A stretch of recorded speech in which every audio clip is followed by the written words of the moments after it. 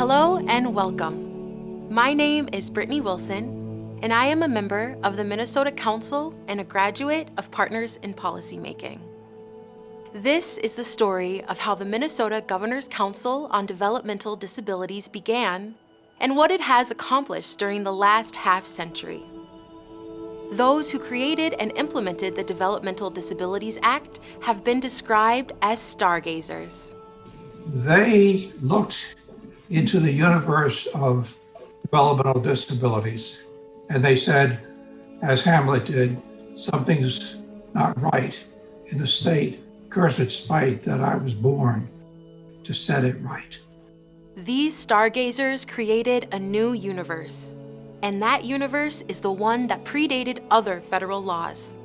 Minnesota, like most states, spent more than 100 years building institutions. The federal government played no role in providing services because it was a state problem. The practice of this era was for states to put people with developmental disabilities in large custodial institutions and leave them there for the rest of their lives.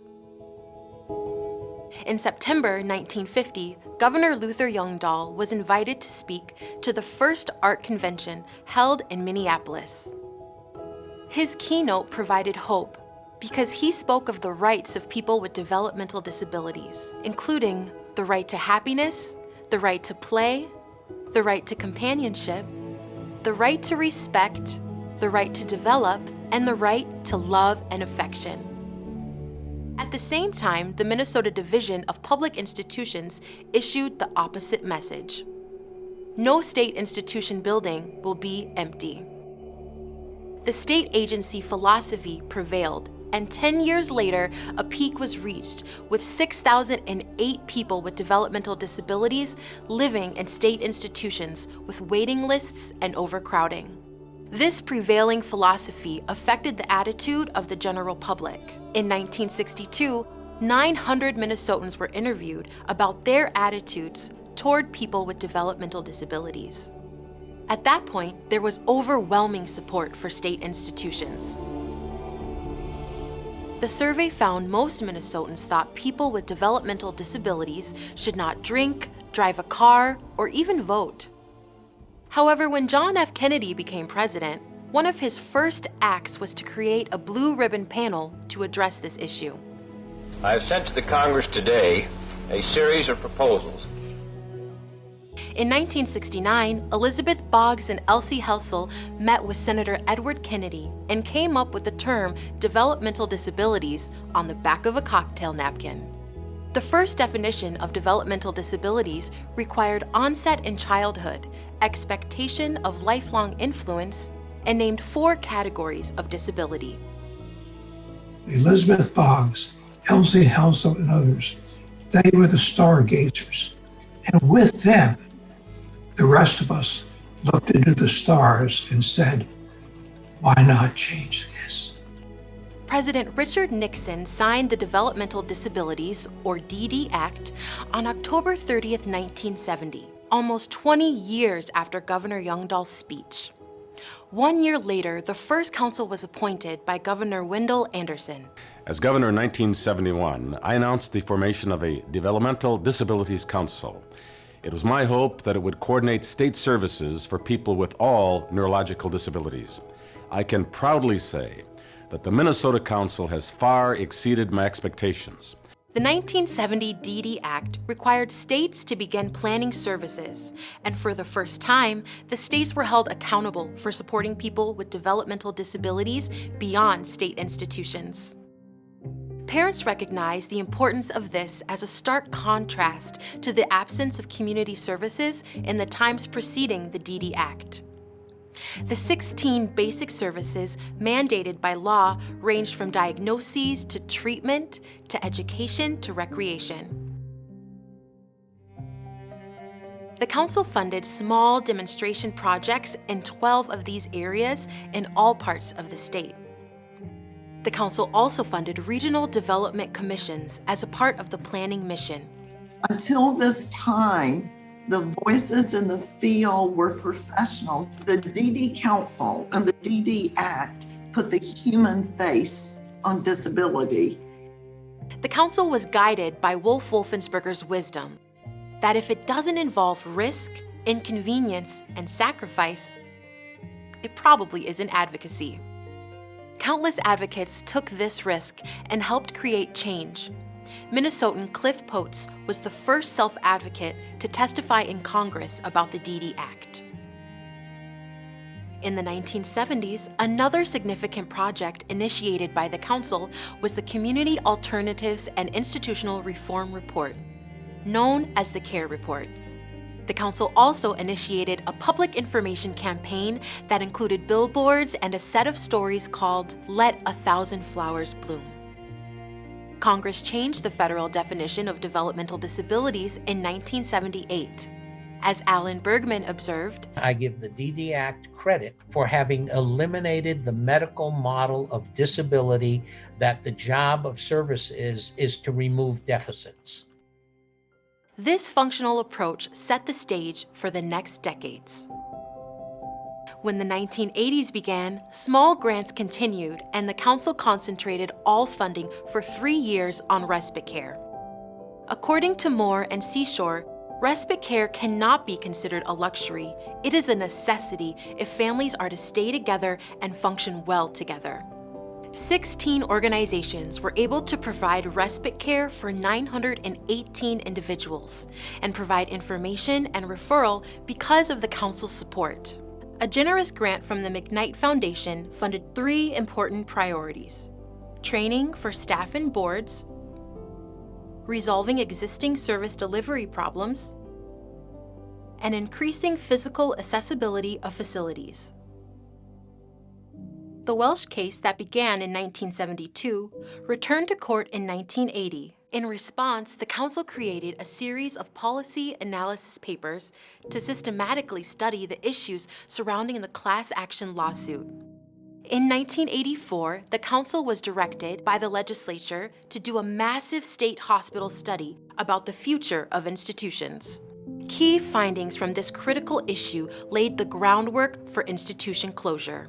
On November 28, 1983, President Ronald Reagan declared the National Decade of Disabled Persons and at the same time announced an initiative for the employment of people with developmental disabilities.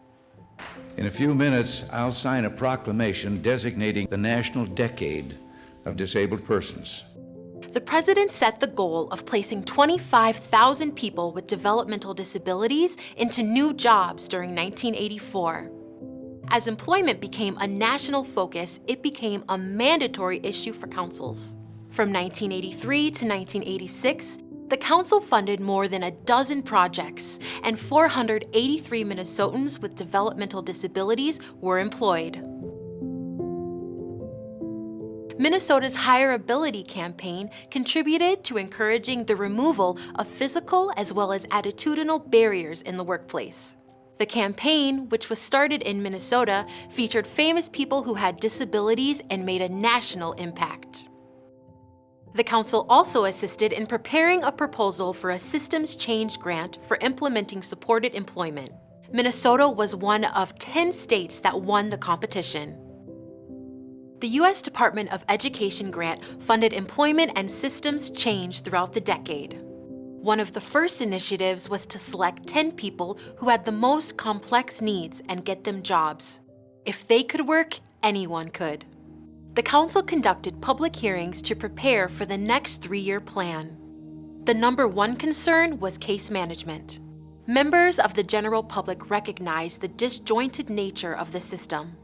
They testified that there are 87 counties, 87 philosophies, 87 concepts, 87 roles, 87 responsibilities. The current system is fragmented, inconsistent, and unreliable. A change was needed to serve the people well. Some suggested a system of good case management would alleviate the problem of people falling through the cracks. The council responded with a variety of projects and then issued a request for proposal and funded several innovations, many of which continue today. Partners in Policymaking started in 1987 with a class of 35. The Partners in Policymaking program has had a tremendous impact across the country. Minnesota's successful program has not only yielded change through local and state advocates, but has been replicated elsewhere. It makes for strong advocates when you're done. Advocates who, across the test of time, keep at it. That program has been more powerful than anything I've seen in our field in terms of change. To close out the 1980s, the Council published a new way of thinking. Over 100,000 copies were distributed. The late Gunnar Dibwad visited Minnesota and said of the publication, "Without a doubt, the most striking, the most demanding challenge for change, for real, meaningful change that I have ever encountered in our field of work."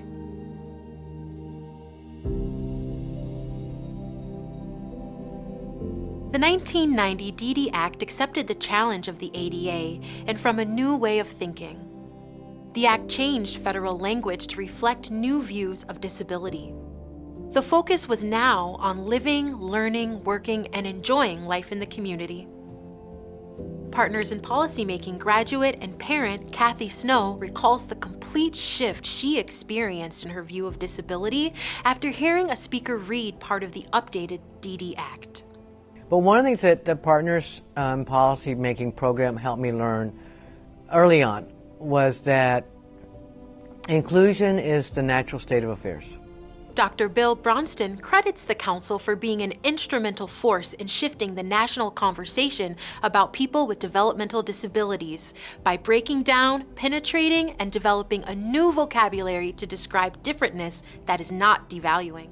The language, which is the framework for all understanding, and to the extent that we can purge our language of judgmental, devaluing language, we change the way people are seen.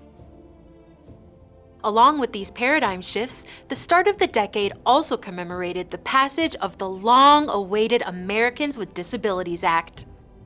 Today's signing of the landmark Americans for Disabilities Act, every man, woman, and child with a disability can now pass through once closed doors into a bright new era of equality, independence, and freedom. During the decade of the 1990s, the Council focused its efforts on developing leadership that would lead to long-term changes in advocacy, systems change, and capacity building. Partners in Policymaking continued to make a lasting impact during this decade. Along with sponsoring several classes in Minnesota, the Council helped other states, territories, and countries replicate the program. In the 1990s, the Council added several new priorities. They began serving Minnesota's African American and Indigenous communities with targeted outreach. The Council offered programs and financial support to 58 training conferences throughout the decade. In 1994, the Council surveyed the nation to find the best practices. The result was a book and video called Shifting Patterns, which highlighted ways to empower people with disabilities. Continuing with their empowerment and leadership efforts, the Council funded 10 years of youth leadership through the YMCA. In 1996, this program won 2 awards, a National YMCA of USA Program Excellence Award and a Governor Star Youth Service Award. For the Council's 25th anniversary in 1996, the Council created a CD-ROM of all the past publications on the Learning Center and launched an online historical archive, Parallels in Time. The Council's continuous work on quality improvement was honored with the top award from the Minnesota Council on Quality applying the Baldrige criteria. Members of the Council and staff completed over 1,000 hours of training using the Baldrige criteria. Most of us are indebted to the Minnesota Governor's DD Council for their leadership and their perseverance to follow the DD Act. We've benefited from the Council's steadfastness to the principles in the Act. As Hoyle pointed out, the Council set a precedent through the aspirational aims and actions of the DD Act.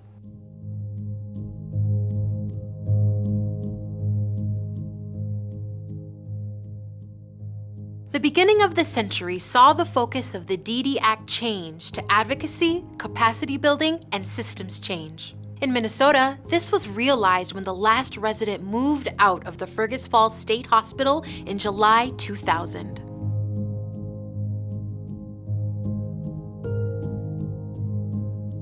To commemorate the last resident out of state institutions, 100 individuals and organizations were honored at the Let Freedom Ring luncheon, sponsored by the Council.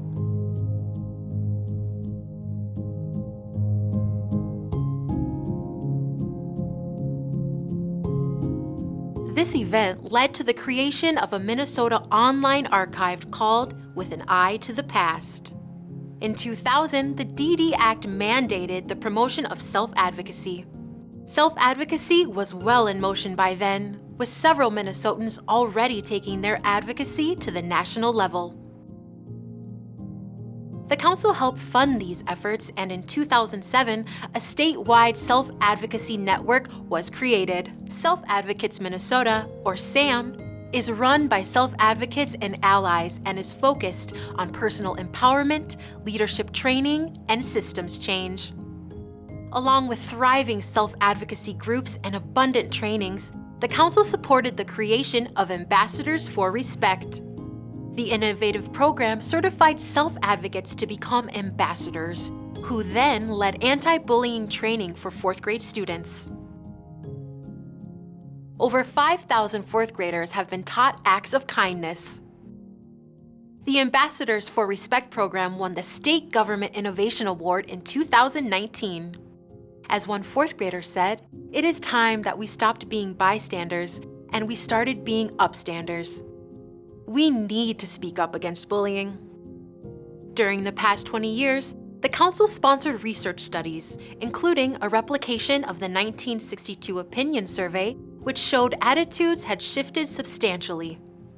The general public now embrace the ideas of integrating and including people with developmental disabilities into their community and society at large as a result of increased familiarity.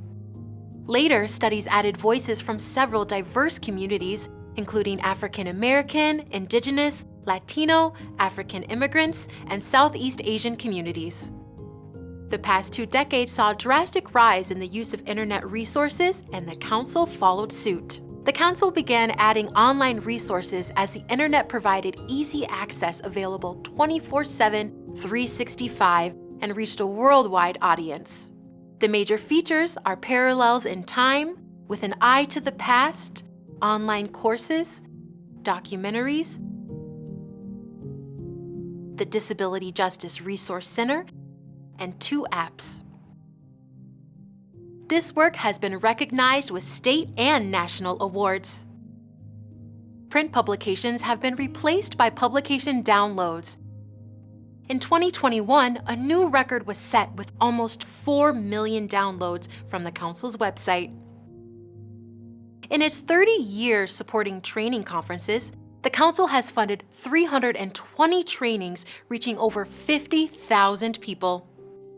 In 2009, the Jensen lawsuit was filed. This case and the resulting Jensen settlement agreement were critical in informing the next 12 years of work.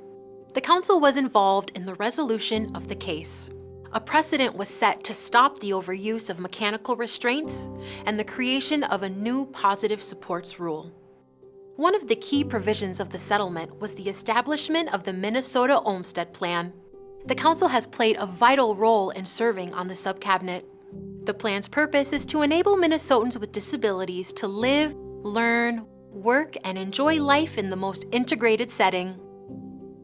These basic rights were denied prior to the passage of the DD Act and the ADA, but are now in place in a state-level plan. The Partners in Policymaking program continued with annual classes. We now have 1,100 graduates in Minnesota.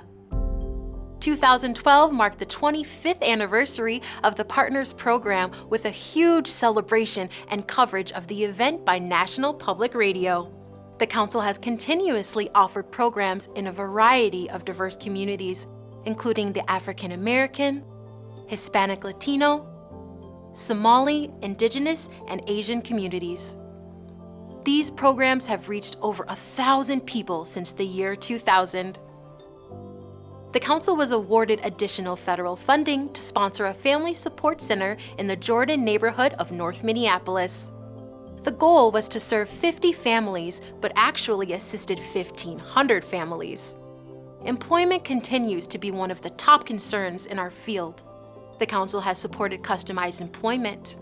This approach relies upon discovering an individual's interests and preferences and then negotiating an employment opportunity that matches those interests.